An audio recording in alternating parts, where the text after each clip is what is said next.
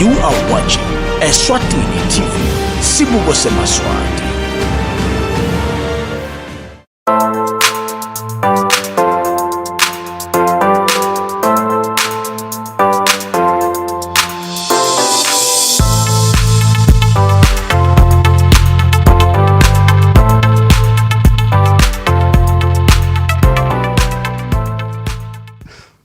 Sinibukele mabukele emakhaya sinibukele ehlelweni Libhola Eswatini ngilapho khona ke sikulethela indzaba lesikhulumisa la ebholeni yalapha ekhaya uva ukuthi ngabe kwentekani naloko nje imile ibhola ke phakathi indzaba sokuthi khona siyeke sithinthane ke nawo konke lokuphathelene nebhola FN namuhla ehlelweni nembukeli njalo enhlala yinto sipheke ngagalaza njalo ukuthi akhumbule ukuthi evikini liphelile ngakuthembisa ukuthi we'll try to bring in Felix Berlin hostel wasilahlekela the last minute sesimfuna lapha sasho ukuthi sibuya naye this week izame kumthola, and on top of that today we have Justice Figurator lebesingakabeke naye for last week, but this week ukhona nathi utasi join la ehlelweni njalo ukubona baqhubeka phela badlala eNingizimu Africa, and of course we'll also speak to kick-off writer Ernest Fagut article swathlala ekhaya lisebenzela yona i-publication yase South Africa i-kick-off le kuyi-publication lekhicitha tindzaba tebhola kakhulu khona eNingizimu Africa le besiyathinsa na Africa, and of course since the arrival of yena Ernest sesike sibona ke netindzaba tala ekhaya tivela khona ukuthi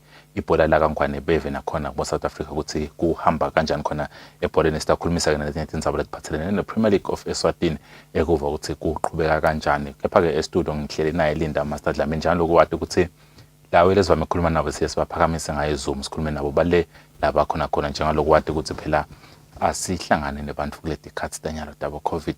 Estudio ngihleli naye Linda Master Dlamini Linda mnetale thuba ukuthi avusele ababukele emakhaya. Yeah, Phathizo ngiyabonga kakhulu kumukela studio ngivusela amalwelo viewers ekhaya.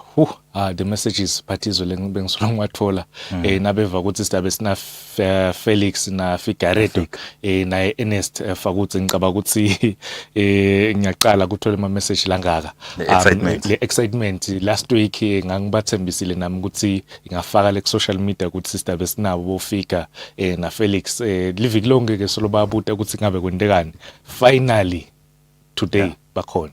Yeah, sinabo master finally let's start vele. We just want to talk Felix takhumbula ukuthi some few years back he played for Jomo Cosmos in South Africa, but wahamba waya eCongo, and makabuye eCongo the physique bese ishintshile ubona ukuthi is physically fit, and I think the experience lapho simbonile bo Africa and all that. Now he's claiming his stake in South African Premier League njalo ku bekahlala asho ukuthi ufuna kugcina afike khona so fikile. Yeah, Phathizo ngicaba ukuthi is a player lesimatiko kakhulu njoba usho ukuthi la khaya udlalile kuManzini Wanderers wadlala ngibabone Swallows wahamba wasimelela ngaphandle kuJomo Cosmos banabo Taribo, wahamba waya eCongo banabo Javi. Ngicaba ukuthi irecord yakhe ngicaba ukuthi ngeke uze uyimatch nalenye kuKhosafa currently joined all-time leading scorer yeKhosafa bana Peter Ndlovu the great Peter Ndlovu, so kumatcha leyo record leyo ngicaba ukuthi for him vele bese kudzingekile ukuthi abuyele South Africa because it's way better than most of the players la khona in South Africa. We also have Justice Figurator on the line. What a player. Yeah, what a player. I remember some few years back Phathizo nakadlala kuManzini Sundowns solungitshela ukuthi that boy is ready ukuthi a lead iManzini Sundowns bekuyiManzini Sundowns iDenver Sundowns benginema doubts, but kukhona le season yakhe egcina before ahamba eMaritzburg ngase singambona ukuthi ukhulile kukhona timvo besathi khombisa ukuthi is a leader besides kuba talented ngala ibholweni, but is a leader. Wafika na kuMaritzburg, I remember that goal lalishaya khona kuMaritzburg. Ngicabanga sinakhona lapho kwaba netimvushwana letincane letamenda ukuthi agcina angayithole breakthrough. Yeah, I think he's been unlucky with injuries of late. Le ngicabanga if it wasn't for them ngabe because na kumbombela ufikile wabana leyo nkinga ema-injuries. Ngihlale For ngibalisa- them ngabe so established in South Africa. Ngihlale ngibalisa abaphathizo ngibalisa nga Mohamed Anas ngithi our players I'm not saying Mohamed Anas is an average player, but our players, most of them are way better than him. But look at him, he's been in South Africa for quite some time now. So ngicabanga ukuthi there are some things like ngicabanga ukuthi nathi stilungise more especially the my agents. Yeah, sishoda kakhulu lapho kulawo ma-agent. Kepha njalo ngishita mbukeli sesivele sinabo khona elayinini yena Felix kanye naye Justice. Angivusele gentlemen. Felix, I'll start with you. Welcome to the show, but Ngiyabonga kakhulu Phathizo ukuba nami qale nje ngikuvusela ababukeli emakhaya nawo onke eMaswati. Ngiyajabulisa kuba nami ehlelweni. Fika from Tsala khamba njani? Hayi ngasi ngiyakhala ngabe ngiyagana. Selikhulumile ijali elizala. Sengabe ngigana mina khuluma hayi siphilile thina Vusele Maswati. hayi siyavusela bongosi siphilile thina ngala. Khamba kanjani Justice? How is everything in South Africa? Hey, solo sabulanga le COVID nje asixoshela tihlwele hey. Sifuna silesiva abantu basimema memeta lapha sitawufaka emandla phela. Yeah, because ibhola vele motivate ngilama fans. Hey, sapake ama-masks ngisho slide itendini ngisho sejimini hey sesiphila kabuhlungu but sitawenda njani kude. Nasilalele imithetho otherwise but osifayini. True. Fela. Khamba kanjani kuwe? How's life? Njengoba nje Justice Phathizo ibhola kusafana before since tihlwele tingakhona ukuthi tingene so far ema-stadiums. But ke le kodwa ukuthi iyachubeka so akufaniekuhlala so kuyasebenzeka. We hope ukuthi ngihamba kwesikhathi itohamba indlule i-COVID and then we'll get to have that excitement again ema-groundini ukuthi tihlwele tibuye cishe emhlaba wonke. Felix, for the longest of time bosolo usho ukuthi ufuna gcina break through in South African Premier League kusukela solo ufuna ukuthi utawo wahamba wadlala first division and sonke sa understand ukuthi just is the stepping stone kusogcina ufike lapha and so fikile. How's the experience once again? So far kusesekahle even though umuntu awuqedile kufunza so sisafunza sa-adjusta ku-another level esesilala kuyo kusafana ka-NFD. So yeah, each passing day uyafunza uzame ukuthi u-improve lapha nalapha. So yeah, so far kusahamba kahle and ngisho nje ukuthi sitawuchubeka sitimisele and hopefully na Justice soon sitambona abuye enkundleni because uqalile so yajuba so which is very positive. Felix, ubosolo usho ukuthi ufuna kudlala South Africa. Masofika udlala the first few games so wadlalile nyana. Kungiloko lobo kucabanga indlela ukuthi the standard and everything lobo longakukhanza in a more professional league. Kunjengaloku ubonga kucabanga yini? Yeah, i-DST Premiership ayisiko melula vele ngilebe ngikucabanga actually it's even higher. So umuntu ufuna ukuthi challenge every day uzame ku-improve physically nangato tonke indlela ukuthi ufithe kule stage lesi esikuso leso. So like ngisho ukuthi each and every day mase training uzama kufaka effort ukuthi u-improve uzame kulalela abacoach labatawuzama ukusita ngako lapha nalapha but otherwise le level lena ngiyo lebesolo ngifisa and then hope ukuthi sitawukhona ukuthi prove ukuthi we deserve to be here.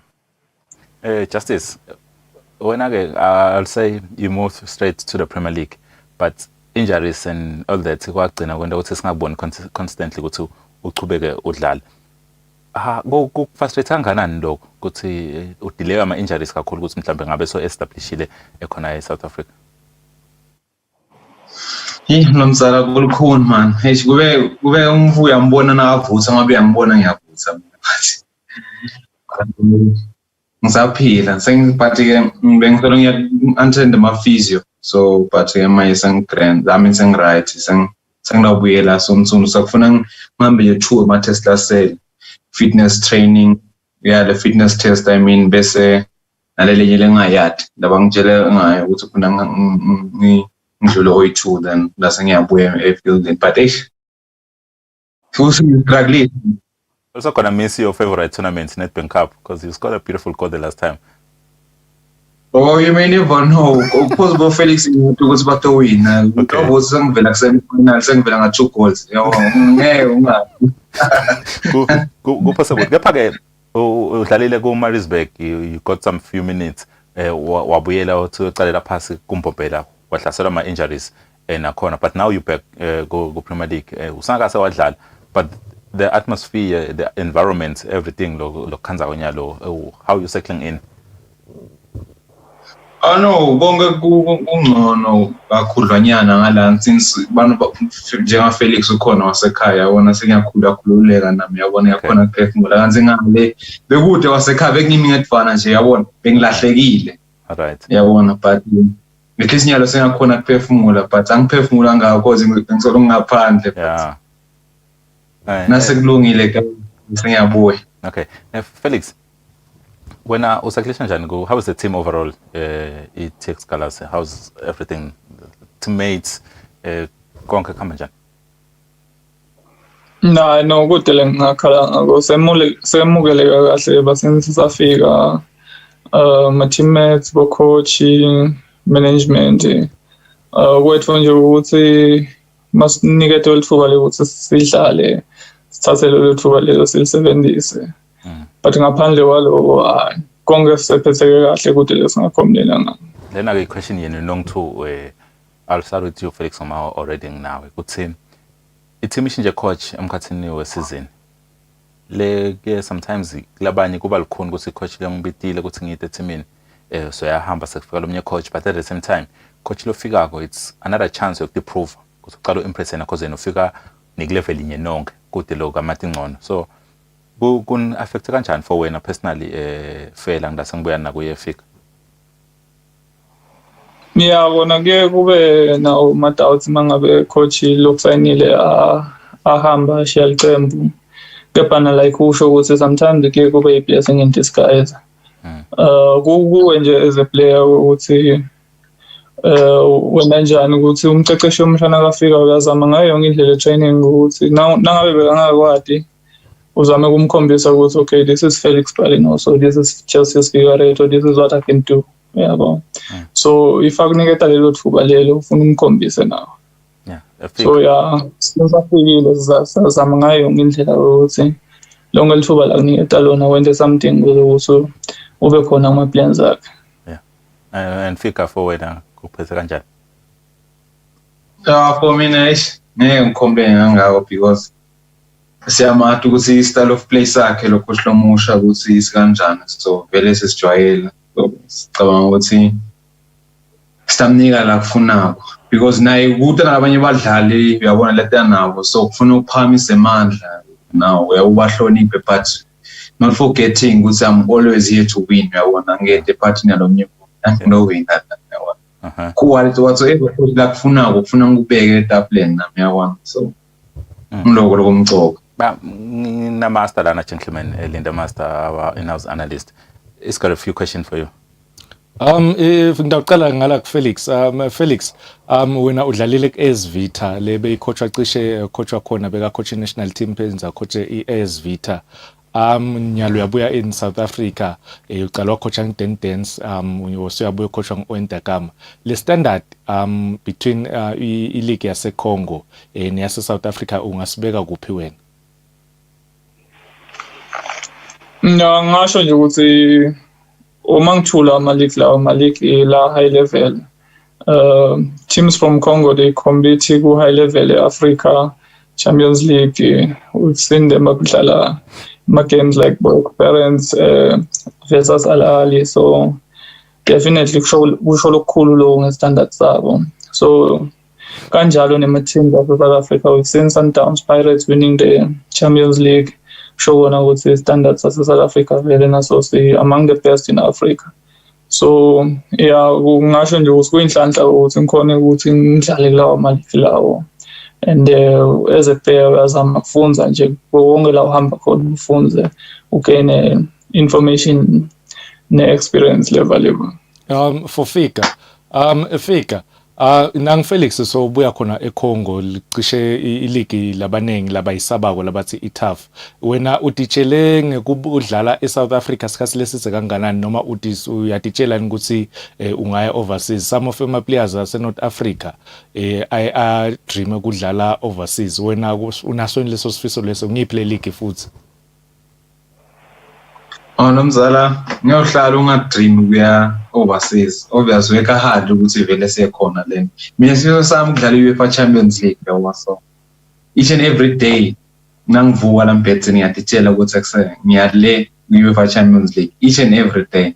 Then that's my dream. So every day nangivuka ngivukela kuyo dream lelo. So that makes me work very very hard towards that goal because akusiko easy. Funa sometimes work very very hard after training work foot because timba fika lula so when I sit 7 there. You know we've been having this conversation and what impresses me a lot like in long talk say every time you someone say something without reference to the other that feel at home vibe ikhona lengicane itan 7 there. But for Felix, when I justice, you still have a lot to do because it's not going now Jenga Felix looked. We've seen him getting some minutes of late, and even one call. Felix, how has it been for you? The minutes you've been getting cut grounding, and you even scored a goal. How was that feeling? Wangijabulisa kakhulu ukuthi coach ufikile waniketa le thuba lokuthi ngidlale and khona ukuthi ngithole igoli and it's very important for my confidence and I hope ukuthi this is the first of many. So yeah encourage nje kakhulu ukuthi ngiyalo at least sekhona way forward and I hope ukuthi soon njengoba ushito ukuthi eMaswatini nathi sonke siyafisa ukumbona Justice naye abuya athola lithuba lekudlala because lo kusho ukuthi siphakamisa iflag yakangwane nikuvuleka tivalo letinye for other players lapha ekhaya because there's so much challenge in Swaziland. Singeka nje ukuthi sikhombise thina lesi sitholele lithuba ukuthi le talent lebayivaka ukuthi khona eSwatini baqale ukubelieve ukuthi khona lokuchamuka eSwatini sesizame ukukuniketa lithuba. Felix, when you started as a defender, you played as a holding midfield, you played as an attacking midfield, you played as a second striker, you played as a target man, as a striker. Coach on the cam, because we remember I think it was against Sundowns where you played as an out and out striker. What's your role? Coach before the season? No, the first thing nakafika coach first training session yethu lesaba nayo and nasiceda wangibidela aside wangitshela ukuthi uyabona ukuthi team izama ukungidlalisa as a forward but he's seen me over the years from a distance and he prefers me ukuthi ngidlale ngiface mapali not to play with my back ngingabuki iball because if ngidlala more direct ngibukene nemapali I stand i-chance learning ukuthi ngikhona ukukora because I've got good shots. So that is what he told me ukuthi yena ufuna ukuthi ngidlale more as a second striker. Wangitshela ukuthi he sees a lot from me nangidlala from that position. Okay. How's been the competition? Le question then how's been the competition for you, Felix? Mabuga, the strikers lo compete now la Libhola and the other players how's the competition and tabal khona kangakanani ukubreaka ukuthi salobe first choice lapha kule target position? Yeah, cool vele because they've been doing very well baqala isizini badlala and I wasn't getting a chance so they've been doing well. Nama had to be patient ukuthi ngibafisele badlale kahle but nami ngimele lithuba lami so far sengiyakhona nami ukuthi ngibreake through ngifole lawo ma minutes. It's not easy but kancane nami I'll keep on using the minutes ngikhola ukuthi ngibreake starting lineup but otherwise they are both quality players and I'm learning a lot from them as well. Fik for when ngathi ubabukela uhlela phaphasi for sure you're analyzing everything it's okay na umdlali bani one weakness lapha mina ngifumile ngiqinisele la ukuthi ngibe ahead of yena in your positions ladlala ke ma wings how is the competition for you? The competition is high because maning bana badlala lapha siding, so and badlala fast and bavele ngibo labacala ama-article club, so vele nami nginyuse amasokisi. Ngiyabahlonipha but I don't care also. I'm here to win. So attitude. Correct attitude. But with your work rate, let's say sibone uma every time ngendlela odimisela ngayo. Ungamshatho. So if the coach can convert you go to aqale ku fullback, you can be comfortable as well. Yeah, ngadlala angifaka khona ngadlala anginanza as long as ngidlala nangidlalela cards. Okay. And as long as udlala kumele uthole ama result. Yeah. Yini lokushinjile teamini kakhulu Felix? Yini lokushinjile kakhulu teamini because of late you've been getting the results. You even got a draw against team njenge Orlando Pirates and you won some of the games including igame yayo in Maritzburg United. You won against Leopard. What has changed kule team? Because mayiqala everyone was worried ukuthi hey uthaba nobufika inkemba isizini yonke. Yini lokufika kwashintsha? I think lokumcoka kakhulu it's the attitude. Siqale sashintsha mindset yethu ne-attitude yethu ukuthi siyabona ukuthi iqembu selise ku-position lekabi and we need to change the way lesi-apply ngayo egroundini. And now we play more directly and most of the time ibhola ihlale on the opposition half, which increase amathuba ethu ukuthi score and kwehlisa i-risk yokuthi we must lose ibhola on our half bese bascore. So nyalo sidlala more ngale ku their defensive side. So ngiko lokhu ngicabanga ukuthi kusite kakhulu because my chances akhona create kanyalo balls ibhola say overload eboxing kakhulu manje. Nga weekend kune nakhoza nichubeka ku Nedbank Cup ndlala ne-TS Sporting, a team lendawo yadi from the first division, both of you guys because nidlalile against you na in the national first division in South Africa. How ready are you for the game? Nice, ready. My preparations serious. We're preparing like ngayo yonke indlela lesihlale prepare ngayo ukuthi it's like playing another DStv premiership game. So namhle kusanje coach you emphasize on the fact ukuthi this is the most important game of the season. Ngiyo lesifacing nayo nyalo sikhohle ngawo onke letawo igame lemcoka ngeke sifacing nayo nyalo. So siyayidinga kakhulu attitude and the commitment. Cabanga ukuthi 100% sure ukuthi we'll give everything on Saturday. I'm sure Justice now tabe ubongelela from the stands and hoping and praying ukuthi baya winda khona ukuthola a chance nawe ku the next stage. Vele kwamele bawine phela bangangiphuli inhliziyo ko Felix kahle Felix ngimnanda khona ngimlathola chance.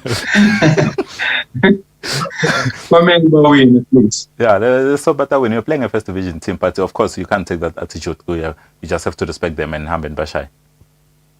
Insane. We will be gunning for you, not Simaswat, because we want to see you niphumelela njalo washito Felix. Because makuphumelela nini nivula iminyango nivulele lamanye Maswati.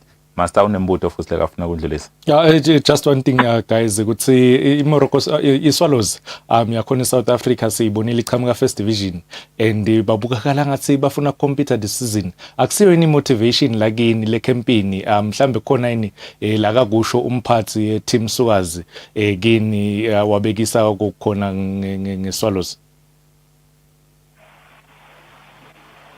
Yeah, Justice, go motivated. Looking at a team like Swallows, cool.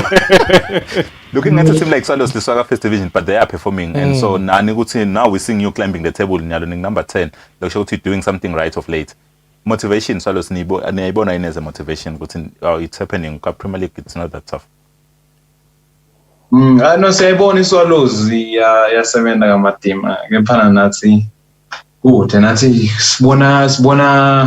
sibona nje Nyamatane simabhubesi sibona Nyamatane embiwe emehlwethu nathi kufuna sidle senyukele lemvini awungeke siyayibona bawina yes fine but ke nathi sifuna win yabona bas motivate somewhere somehow but ke nabo nje bantu labemembiwe ama-dreams ethu kufuna sibakhoshise eceleni.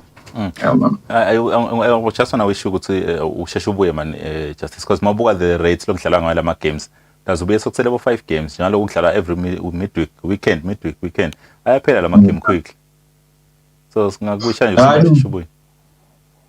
No, ngiyabonga nomsala but soon I'll be back like I never left. Good luck guys. Felix athini ama ambitions akho before iphela season, what do you want to see yourself kula game?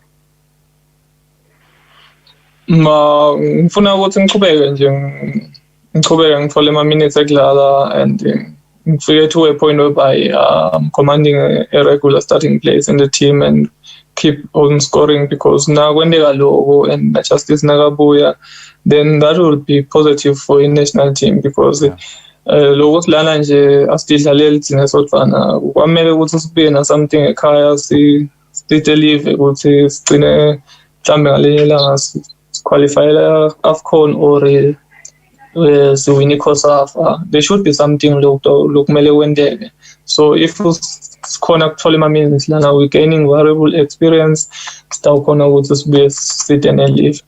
Speaking of a national team, just before I let you go, guys, speaking of a national team and news that have been around in our newspapers, Dominic Kunen has been again a 1-year contract. You guys, you still have to impress the same men you were impressing last season. And Justice, when you have a lot to do, ngomangumele sikubona ukuthola ama minutes ukuze ukuthi sikhona ukubita lana ubuye utosita live because we just wanna win, guys. Come on, we've been losing a lot as Maswat. No, don't say. No, I know. Not just I'll say don't say I'll say be some Maswat to size I'll 101%. Good. Thank you so much, gentlemen. Nibe safe khona nisaqhubeka nidlala lapha siyahle umkhohlane ukuthi ufike kabi. You be safe, guys, and saqhubeka lapha South Africa.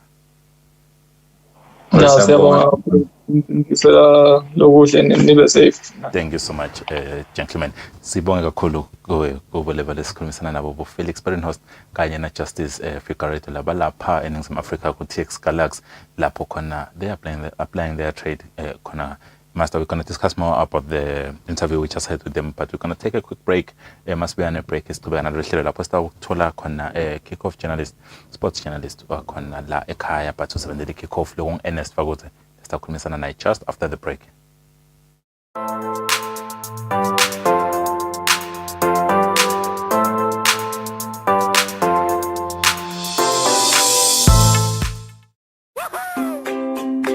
Your TV license quickly and easily with MTN Momo. Simply dial *007*3# and select option 8 for TV license. Enter your national ID number as your reference and the amount you wish to pay. Then enter your PIN to confirm your payment. Once your payment has been made, you'll receive a confirmation SMS of your payment. If you're a first-time payer, you get another SMS for your TV license. So legalize your entertainment from the comfort of your home. Pay your TV license the easy and convenient way with MTN Momo. Everywhere you go, MTN.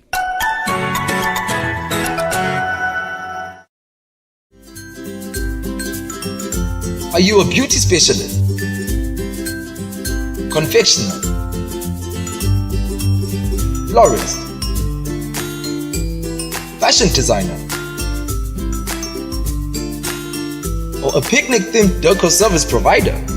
Well, in this month of love, allow us to advertise your business and make a lasting impact. Simply send us a 2-minute video showcasing your product or service, or be part of our Zoom interview on Gusile Breakfast Show for only 326 emalangeni. Don't miss out on this amazing special. In order to bring to life and to defeat and overcome the ongoing global pandemic coronavirus, food with a balanced diet plays a vital role. Eswatini TV brings to you a fresh season of Kudla Kwempilo to see how our farmers bring food to the nation, the challenges our farmers are facing in this pandemic, the struggle, the fight, the national lockdown, the intervention from the government to help our local farmers. Watch this fresh season of Kudla Kwempilo on Eswatini TV. Learn, Be advised and be inspired by local farmers and how they are making great changes in this era of COVID-19. Kudla kwempilo, food for life.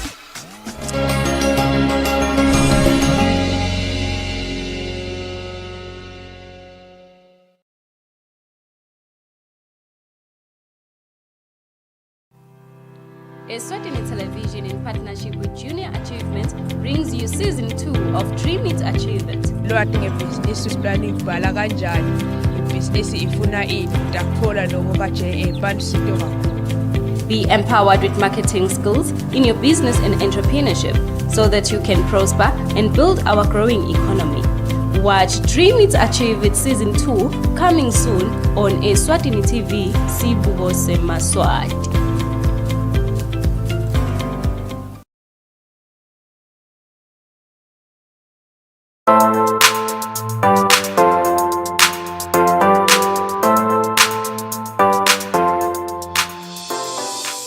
Ulela mbukeli sichubeka nalo hlelo lapho khona esikhulumisa khona tindzaba tebhola. We just had an interview with Felix Perinost and Justice Figueredo, Galaxy players labadlala khona eNingizimu Africa, and of course on the line we just waiting to be in contact with Ernest Fakuthi lo bhalela yona i-kick-off eNingizimu Africa. Lesitabe sixoxisana naye la kabanije about his career in South Africa and who is he, as you I've keep on saying, ukuthi Liswati lisebenzela khona eNingizimu Africa. We're just going to find more about him, but we're still trying to connect with him, and as soon as we connect with him, we're going to continue with that interview as silogo sikuthembisa mbukeli. Kepha-ke we're just going to wrap up with the interview we just had na Felix igana yefika Master. They seem to be loving being around each other and they are loving life in South Africa.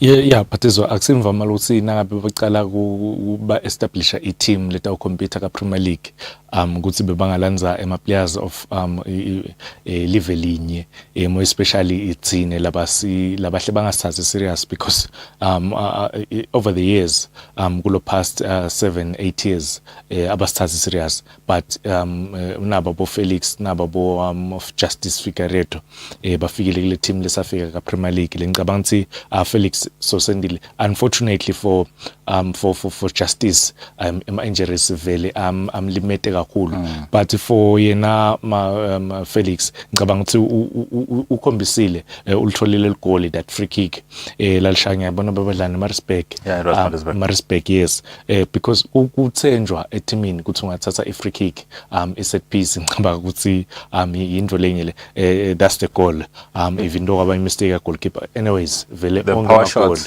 onke ama goal kuba mistake my opponent. Yes, so someone, yeah.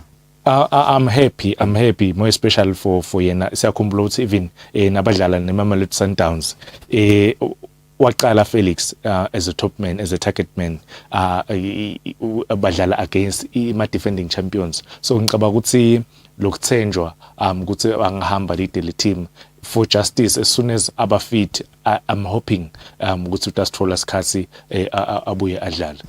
Kepha-ke for yena Justice ama injuries anako Master ukuthi besahlala neka nje sonke isikhathi ubotsohlela if you don't give it time ukuthi ihile kahle.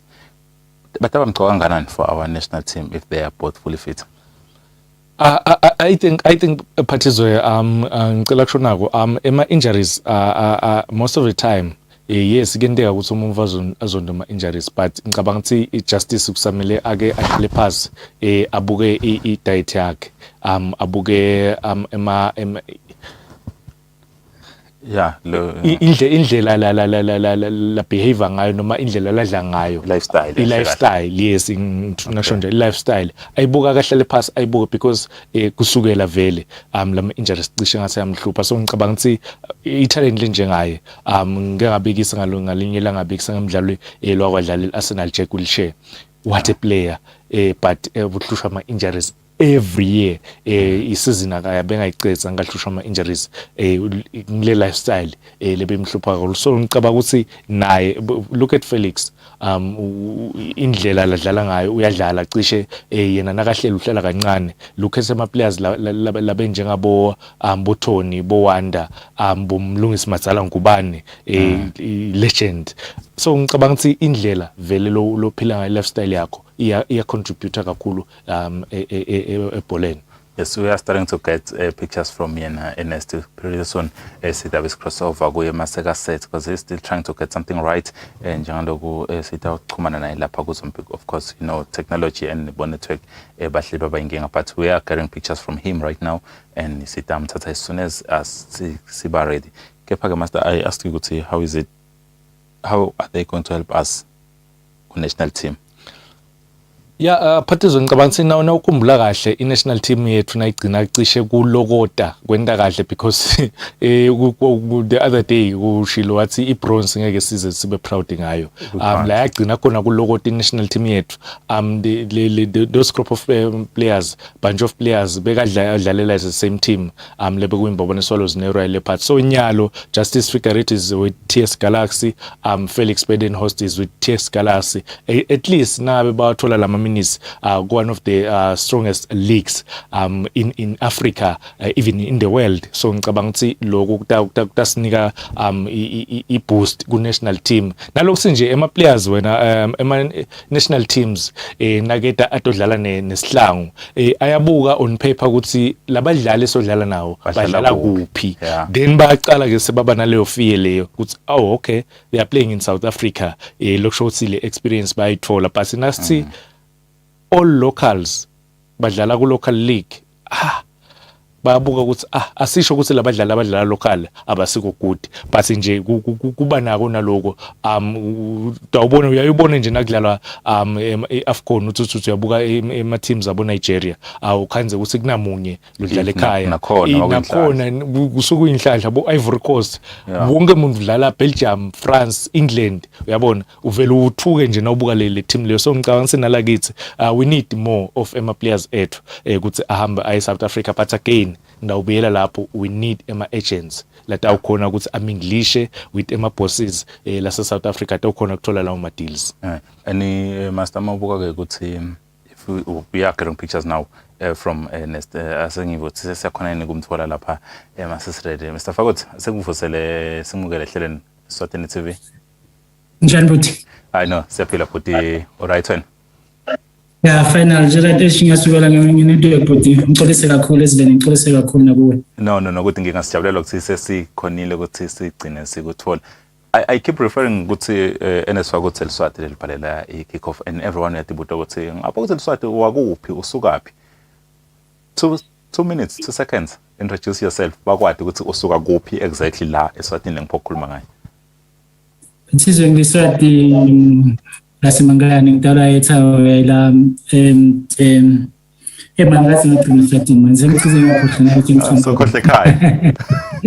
Yeah, ngidala khona ngiswati ngiphuma khona eSwatini baba mkhona le mangayane Jabulani Fakot ngicela kumbongelela nje kulelanga namuhla. Nababonga kufanele imphule nawo ngidlala kule club athi Canary Devils. But siyafuna ukuthi le team yami ebesigijima kakhulu khona lapho manje ngivisile bonke ngadlala nabo kule cembu layo iCanary Devil usena wonke uMswati.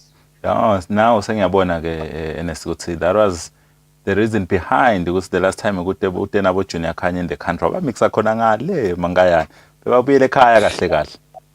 Yeah, no, they always say charity begins at home. So I had to start at home. But I've done a lot of charity work in Swaziland. I've been supporting the Ishiwo Academy in Manzini. So this was not the first time. I always do, as Swaziland is always my home. But how did you end up writing for Kickoff? How did you end up in South Africa doing sports journalism? But it's a long history. In fact, I started to freelance for Swazi Observer by then. It was after I finished my matric in South Africa. I came back to Swaziland. And then when I came back to study at then TNG, by then it was TNG, now it's TUT. That's where I started to write for Kickoff. And I met also a brother to Taribo. Mabandla Pembe is another guy that also inspired me to join journalism. So I've got 15 years now writing for Kickoff magazine. How has it been? How has it been, everything, the experience and all that? Yeah, it's very exciting. But journalism, it's a career where it's an eat-talk industry. A few survive, but once you get in them, you need to work hard to stay in the market. But it's very interesting. It's very exciting. Well, for you, probably, what are some of the biggest stories you've covered that's in tongues working around? There are many big stories I think that I've done. I think the biggest one was that of Lehloneno Majoro. You remember SuperSport announced him as their new player, but being close to someone that was handling the deal, Majoro had already signed for Orlando Pirates. I think he signed long time before even the 6 months that a player is always allowed to do. But sometimes teams, they do things behind the scenes. So it was confirmed. The SuperSport released a statement that Majoro has signed for SuperSport United. I came back with the story on a Saturday to say no, he's not signed with SuperSport. I think that was the biggest story. And I think the another one of Julia Liel when he signed for Orlando Pirates. At Pirates, it's only Ivan Khoza who break the stories, but now I had to break the story before Ivan Khoza announced him. But there are plenty, there are very plenty, there are plenty stories that I've written, of which I think every day I always look for a breaking story. So each and every day, every story for me, it's a breaking story. I think having covered football for 15 years now, you say, I'm sure you then get insights at Ingumbe and you see it. How has South African football improved in the past 15 years since you started writing for Kickoff? But I would say off the field it has improved. If you see that, the sponsorship has been coming in. It was the ABSA Premiership, and then now is the DSTV. More sponsors, even though maybe due to the COVID now, some of the sponsors have withdrawn, like Telkom. Off the field, the professionalism, I think it has improved. But on the field, I think it's a little bit lacking when compared to the other countries, especially in Europe. I know it might be unfair to compare ourselves with Europe, but always you need to measure your standard with the best. On the field, I think we're still lacking in terms of technically, some of the players, their decision-making, it leaves a lot to be desired. You still have to see a team that can exchange 6 or 7 passes before a goal. So there are a lot of elementary mistakes that are always happening on the field. But probably with time, it's going to improve. I was hoping that the DSTV MTC was going to play a little bit part in terms of improving those aspects because they start with development. But now I think another biggest problem is the issue of development. And it's no longer happening like it was before. You remember Chiefs, you had your Jabupulu, you had your Junior Kanye coming up. At Pirates, you had your Chispo Mkwenaleta coming up. But now that trend, it's no longer happening, even though we've seen some few players, especially at Sundowns. Pesita was one of them, and Paris now with Libasa, Chiefs now with Mashiane. It's coming, but not the way that it's supposed to happen, considering the facilities, considering the infrastructure, and also the financial support in terms of the corporate. Since ube sofikile ka kickoff bese sibona nathi lana uvuthi kunetindzaba from Eswatini, something lekwendekile Eswatini sesihle sikubona kovela ka kickoff sibona to ukubhale Ernest lokubonile ngebhola yethu where sishotaphi. You've covered football, you know football in many countries where ilandzelela nalapha nalapha sishotaphi silive. We know we're a bit far from the other countries. Ngula shota khona kakhulu. Patricia, before I can go to comment about music shota, I think one person must give credit to the supporters in Swaziland. And if you can compare the number of spectators that are always coming to the games compared to some of the spectators that are coming to watch him. I'll make an example of Chiefs. When they play at FNB Stadium against Maritzburg, you don't normally find 4,000 or 5,000 supporters. But when you go to Sumhlolo, when Highlanders are playing against Swallows, when Swallows is playing against Manzini Wanderers, you'll see the supporters are always coming to the stadium. I think there's still that passion with Swazi fans. I think the only challenge is on the administration side, and I think the passing away of Victor Gamet, it had a little bit of impact because was one of the person that was trying to improve the standard of football because he had a connection with the corporate and also political, because you need also to have that kind of connection. And he was a person that was always willing to go out, and I understand that he once came to South Africa to meet the PSL just to also learn and go back to plow back to Swaziland. I think administrative-wise, still looking, and then also the infrastructure. I mean, you look at Somhlolo Stadium, you look at Mavuso, also the infrastructure. I think it's a little bit lacking, and I believe that Swaziland should be having more stadiums. I understand that the one in Klangan, I think it's King's Leposa Memorial, has improved a little bit, but you have some other stadium like which I think if the infrastructure can improve and then also go back to development. I remember the time of Champions League Clinic, where Abo Tarimbo, Abo Reiko, Abo Bomiswan Klavati, Abo Shisa Junior come out of that project with Champions League Clinic. But ever since then, it didn't work very well. Also Coca-Cola and Abo Spogo, they're coming from that project. And Abo Makaya, the late Makaya, who was playing for Mbabane Solos, some of the players that came out of that project, they are Coca-Cola tournament. I think those two project, that Champions League and also the sports tournament, and the decline of players that are coming up from that development, I think it had impact in Swazi football. But I was impressed with Mbabane Solos 3 years ago. I mean, going there to the CAF Confederation Cup, go to the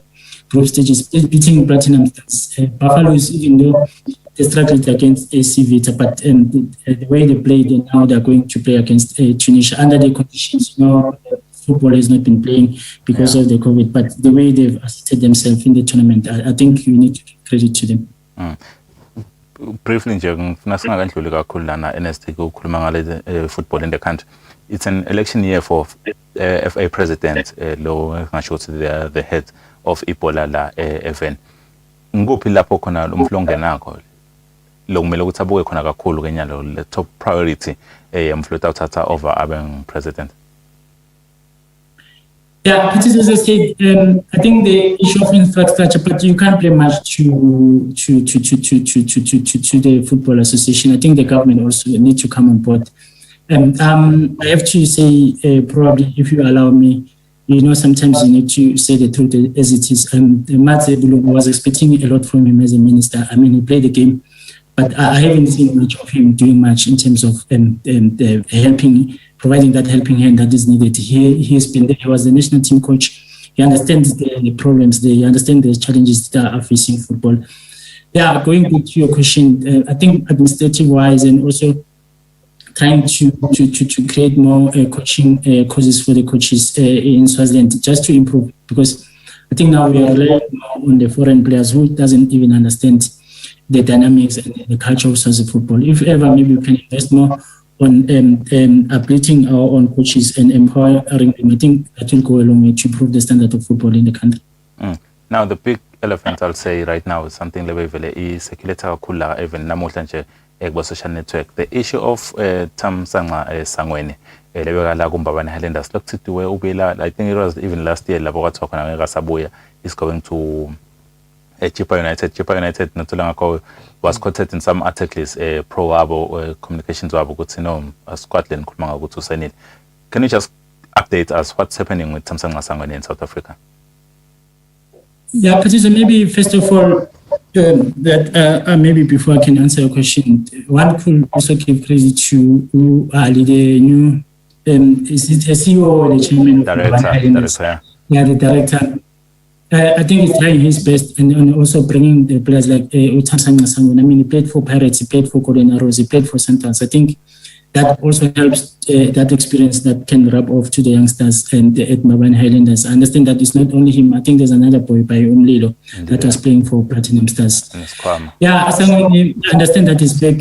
He was supposed to start training with Chippa United on Monday, but remember that Chippa United, they've not been playing in Port Elizabeth because that was the hotspot for COVID-19. So they've been moving up and down around the country. I think they had their camp based in Johannesburg before their game against Santans, where they lost by 2-0. So they've been up and down, but I believe that now they've gone back to the Port Elizabeth. I believe that Samsung was supposed to start to train today.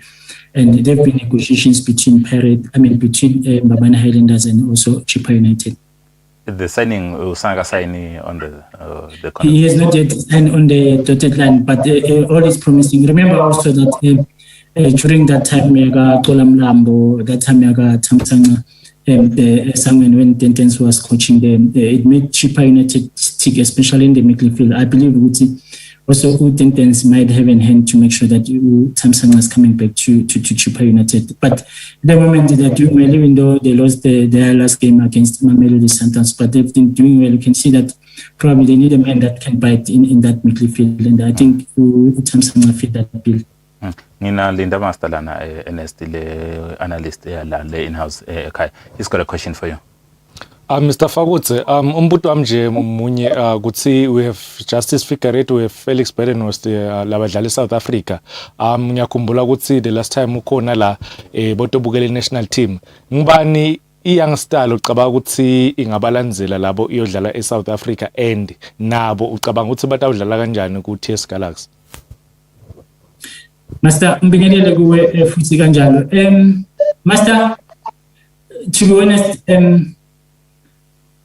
I think Swaziland somehow, in terms of getting players that are supposed to be representing the country outside, the numbers has gone down. I think the last best player to play outside the borders of Swaziland was Dennis Masina, and I was expecting Ubanele Skonze. For me, was one of the players that I was looking for that was going to make it in South Africa, not to play for the small teams, but even the biggest team. He has so much potential, he has so much talent. I've read a lot about Manisa, but I haven't read much. I haven't watched him. I've read much about him on the newspapers, but what I read on newspapers is that he is a promising youngster.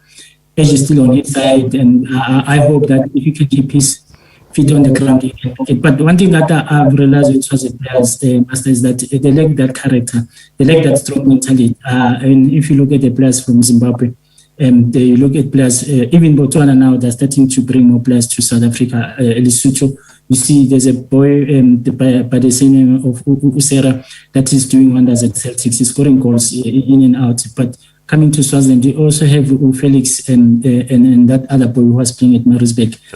Felix, I think, for me, Felix should have played in South Africa a long time ago. And as much as I'm happy with the way that he's coming up and scored a wonderful goal, I think, against Maritzburg and in Peter Maritzburg.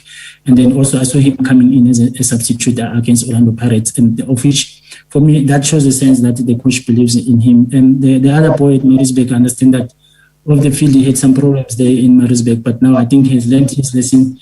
He's focused. My worry is that TS Galaxy, even though they're in Mpumalanga team, but they're based in Johannesburg. So sometimes the bright lights of Johannesburg, they have an impact on some of the players. But I'm a little bit worried with the players that are coming up. As I said, the last player to come up from Swaziland was Dennis Masina. I mean, during the time of Kulket Shong, the Skaratinto, I think people now started to give respect to Swaziland. But now, I tried to help some few players from Swaziland, but now when you go to these clubs, they ask you, where is he from? The moment you mention Swaziland, said, no, we are fine. But now, when you mention a player that is coming from Zimbabwe, now we're going to start to take you serious, because there's Kamat Pilat, there's Gatsande Chiefs, there's Orlando Pirates. So whatever that comes from Zimbabwe, they always take a look, because they believe that the players that are coming from Zimbabwe they are capable of playing in South Africa. I think the issue of mental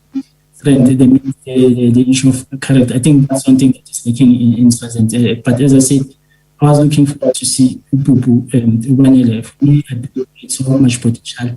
I believe it could have been one of the best. When I look at this, I see Pupu, but for other reason, I don't know what happened. He's back in Swaziland. I wish that things go well, he can come back to play in South Africa, because for me, there's so much talent in that boy.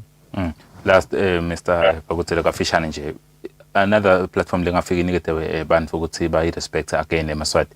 It's the CAF competitions. Buffaloes is going to a CAF tournament, but kude games la wadlala kuma preparation ngabusho ukuthi dabal khona ukuthi ifike idlala ne team lenjenga ethu le yona iyaqhubeka khona eTunisia iyadlala. How do you think Buffaloes will fare kule game lenjenga lena? Kafishane nje. Yeah, I think I'm a little bit disappointed. I've been reading the newspaper in Swaziland regarding that they're not even allowed to train because of the COVID. I think Buffaloes have done an exception for them to at least try to train and also added to the the protocols or the regulations that are acquired from the health department. I thought maybe the government was going to give buffaloes a little bit of support, because it's not only about buffaloes, it's about the country of which now they're representing the country. They need to fly the flag of Swaziland high. Going to the game against the team from Tunisia, without discouraging buffaloes, but with the way Tunisian League they've been playing, the team has been doing it. I think it's going to be a big mountain to climb for buffaloes. Thank you so much, Mr. Fagotse, for your time. Because of time, Nancy, this stage juba khona lana manje seshangi sasikhathe sifane the conversation besaqhubeka mnandi. Bonga mina phathile nakuwe master nakuwe Thaibo nabo bonke balenze beBhola Eswatini. Sibonge kakhulu masa sesicosha isikhathi lana kane sesenginengile bese singakhuluma khona lana kepha ke just go sum up, master covered everything le singafuna ukukhulumisa infrastructure for President Lutako, character for Emma Eswatini ufuneka udlala outside the country. They are lacking all that. I think Patizo velele ngihlale ngikhuluma ngako mina ukuthi we need more players ethu la odlala in South Africa. Uhambe waze wabuyela lemuva bo Kulket, bo Chaklas, bo Skarathintwa, kweta bo Spoko ngalana, abo Wanda, abo Tony, bo Siza, kwabeka nyawo lakhe kube Nyuki without a doubt. Uhambile even played in Belgium. I remember that game in 2002. Yes. La sasha khona Libya lapho khona akakhona ma headlines bamfuna overseas left, right and center. So ngicabanga ukuthi we need those kind of players labatakela ligama labo ukuthi bafuna bayasho ukuthi sesifikile nyalo sifuna ukuyodlala overseas. Master Emma Hemhem lengeke ngifuna ngibude ukuthi ngwefepha ngifuna ukuthi ngiwaconfirm futhi nyalo athi we might see football returning end of this month. IPL ilungise COVID-19 committee. We're going to discuss more about that next week, and hopefully by next week establish scenario update before the end of the month. Particularly COVID committee lesabayakile for sure. If that's successful, finally sinayo i-COVID committee, but i-question mhlambe lesingaba nayo ukuthi beyisolo go because i-COVID ayifiki shoti mbuto lesitaba butana next week la. Yeah, meaning le mibuto Patizo because for umnyaka over a year solo sine COVID, but ngikhathi kwakhiwa i-COVID committee nyalo. Thank you so much, master. Kuloko ngilethako sibonge nakuwe ke mbukeli lapho ekhaya ukuthi bohleli nathi. We do hope ukuthi you enjoyed today's show. Njengoba kusikhulumisana naye Felix, sakhulumisana naye Justice, and of course Ernest Fagotse lesikhulumisana nabo la ehlelweni. It's been a pleasure from me being with you for the past hour, and September ukuthi lithokozele lihlelo mbukeli. You best believe when you say it. My name is Patizo Msibi. Good night.